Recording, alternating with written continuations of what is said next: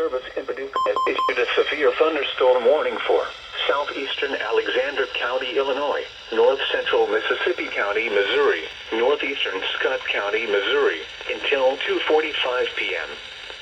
At 1:54 p.m., a severe thunderstorm was located near Olive Branch, or near Benton, moving east at 30 miles per hour.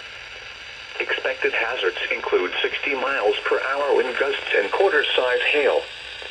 This is a radar-indicated threat. The following impacts are expected. Hail damage to vehicles is expected. Expect wind damage to roofs, siding, and trees. Locations impacted include Carroll, Benton, Kelso, and Lambert. This includes the following highways: Interstate 57 in Illinois between mile markers 1 and 2. Interstate 57 in Missouri between mile markers 14 and 21. Interstate 55 between mile markers 80 and 88. Repeating, a severe thunderstorm warning has been issued until 2:45 p.m. for the following counties in Missouri, Mississippi, and Scott, and Alexander, Illinois.